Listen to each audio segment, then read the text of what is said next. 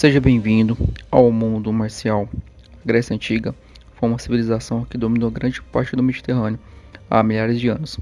Em seu auge, sob o comando de Alexandre o Grande, governou grande parte da Europa e da Ásia Ocidental. Os gregos vieram antes dos romanos e grande parte da cultura romana foi influenciada pelos gregos. A Grécia Antiga formou a base de grande parte da cultura ocidental, hoje conhecida, desde governo, filosofia, ciências, matemática, arte, literatura e até os esportes, foi impactado pelos gregos antigos. Essa civilização está embutida em nossa consciência coletiva, gerando visões de batalhas épicas, filósofos eruditos, incríveis templos e monumentos. Foi na Grécia Antiga que surgiu um método de combate que pode ser considerado como o primeiro MMA, que ficaria conhecido como pancrácio. A palavra pancrácio significa literalmente todos os poderes. Foi desenvolvido criando combinações de técnicas de luta livre, boxe, que incluía estrangulamentos. Chutes também eram permitidos, além de travas articulares. De fato, a única prática não permitida no pancrácio era morder. Tudo mais era considerado ato legal durante uma competição. A mitologia grega estipula que Hércules ou Teseu criaram o método de combate pancrácio. As fontes antigas contêm uma mistura de fatos e mitos. Por isso é difícil determinar exatamente quando o pancrácio desenvolveu como um fenômeno histórico. Foi considerado o principal evento de combate olímpico. Muitas competições atléticas que chegaram às Olimpíadas já existiram há vários séculos. Esse é provavelmente o caso do pancrácio. Assim, parece razoável supor que ele foi inventado pelo menos algumas centenas de anos antes das primeiras Olimpíadas, uma vez que o boxe e a luta livre era conhecido no mundo grego há milhares de anos. O pancrácio se tornou o foco principal do regime de treinamento corpo a corpo de um soldado grego. Essas evidências sugerem que foi criado para complementar as proezas de batalha de um guerreiro. Como as armas costumavam quebrar, os combatentes precisavam usar as mãos e os pés para terminar o combate. Fontes literárias antigas afirmam que a luta livre era um componente muito importante do repertório de um soldado grego. Eles usariam suas habilidades de luta livre para se manterem equilibrados e se levantarem mais rápidos que o inimigo, caso caísse. No campo de batalha, se levantar mais rápido era frequentemente a diferença entre a vida e a morte. Evidências disponíveis sugerem que a luta livre era mais integral no campo de batalha do que ficar golpeando e que a maioria das lutas terminavam no chão. Portanto, aqueles mais bem treinados na luta livre e finalizações tinham uma vantagem nas lutas de pancrácio. Os confrontos de pancrácio eram esforços significativamente acidentados, ferimentos graves e até a morte eram riscos ocupacionais dos praticantes. Aqueles que treinavam pancrácio tinham uma sala de treinamento especial, reservada para uso exclusivo do pancrácio, conhecido como coriquenho.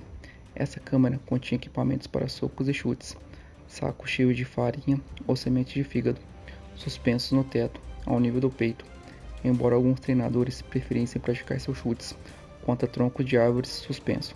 Durante as sessões de treinamento, geralmente eram divididas em pares, com técnicas ensinadas progressivamente.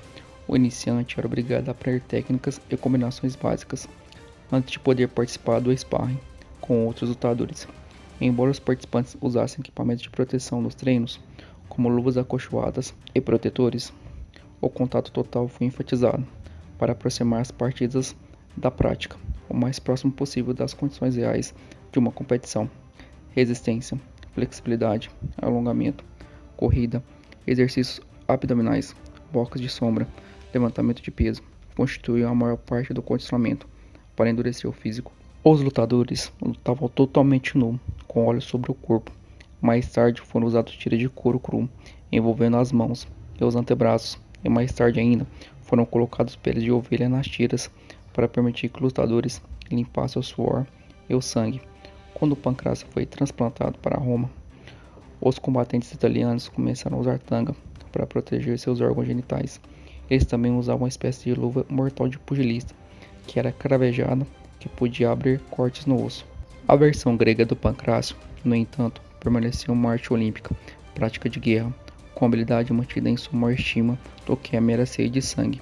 Geralmente, iniciavam a partida brigando com os punhos ou mãos abertas, usando golpes curtos na cabeça. Todo praticante de pancrácio tinha uma técnica e estilo favorito. O lutador Sikion foi apelidado de ponta dos dedos, por causa de seu hábito de quebrar os dedos de seus oponentes no início de uma luta, para obter uma vantagem.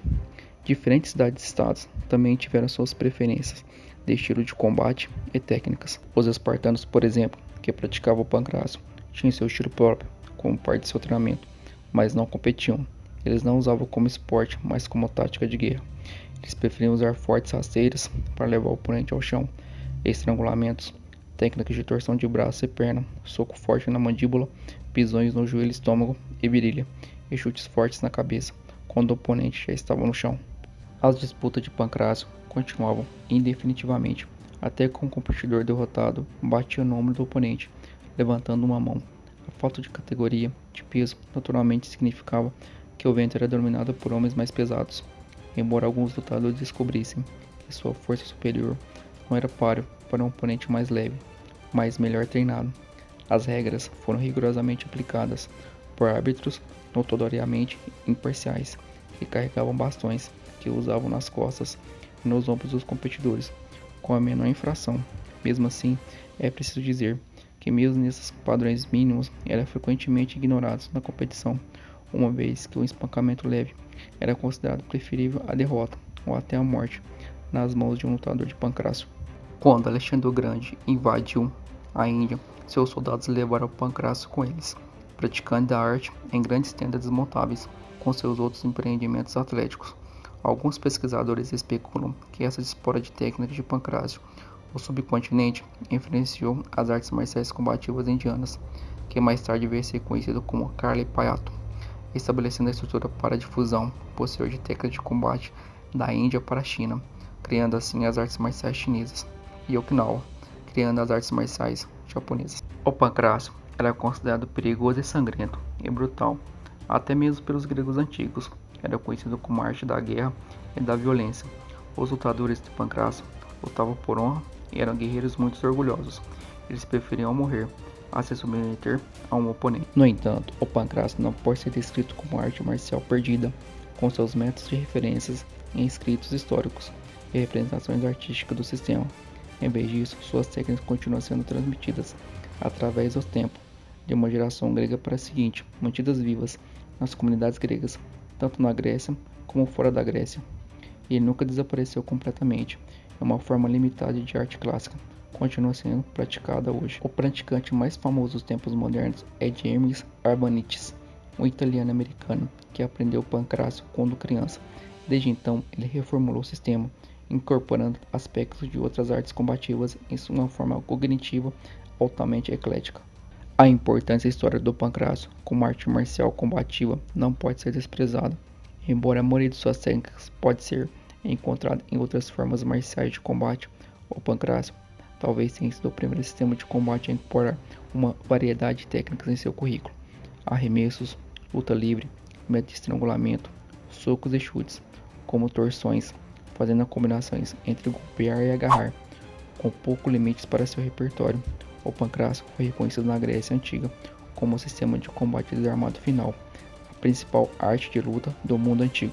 O pancrácio do grego antigo foi o primeiro exemplo histórico de um sistema combinado de luta corpo a corpo de várias artes, como o tal MMA atual. Pode ser justificadamente ser denominado uma forma evoluída do pancrácio que os gregos da antiguidade praticavam.